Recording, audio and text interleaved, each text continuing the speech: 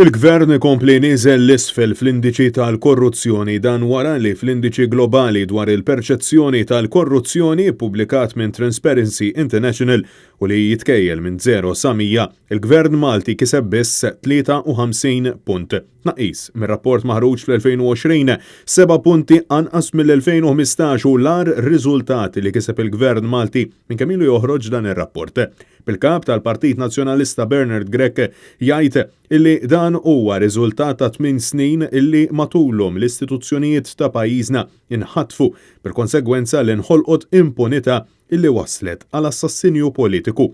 Bernard Grech insista li fejn falla gvern laburista hemm bżonn illi naħdmu l-kol flimkien baqal sabiex pajjiżna u l-poplu Malti wawċi jerġa' jikseb l-isem illi jixraqlu. Dan kollu wara li fil-pubblikazzjoni ħareġ fid-der kif sfortunatament it-tmexxija tal-pajjiż poġġiet lil Malta fost 22 pajjiż illi r-riżultati tagħhom fejn tidħol korruzzjoni marru għall-ar b'mod sinifikanti. Ir-rapport iddeskriva s-sitwazzjoni tal-korruzzjoni fil-pajjiż bħala waħda illi tinsab taħt il-lenti biċ-ċifri juru illi l-gvern wera nuqqas sostanzjali fejn tidħol is-saltna tad-dritt. Transparency International sostniet illi il-Gvern Malti huwa mitluf fil-korruzzjoni. Tiddeskrivi l-pajjiż bħala wieħed f'salib it-toroq fuq l-identità nazzjonali tiegħu.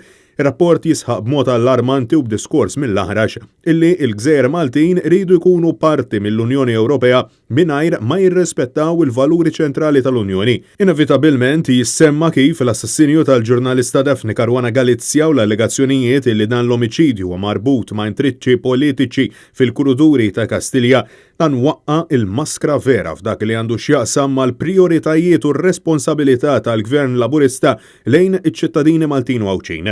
Ir-rapport ikompli jgħid illi minkejja li kien hemm indikazzjonijiet ta' riformi ġudizzjarji dawn ġew deskritti bħala superfiċjali u mhux biżżejjed, implementati biss biex jissodisfaw it-talbiet tal-Kummissjoni Venezja.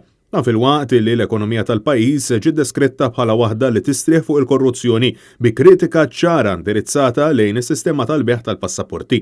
Mistoqsi minn Net News dwar dan ir-riżultat tal-mistħija l-Gvern Laburista, il-Ministru għall-Affarijiet Barranin Evarist Bartolo spiċċa jattakka lil Transparency International. Jekk dawn ħatru lilhom nfushom bħala allat biex jiġġudikaw il dan il-pajjiż xkejken li jistgħu jagħmlu bullying magħna għax aħna pajjiż xkejken, għalija mhux aċċettabbli. Jiena naħseb li huwa inġust.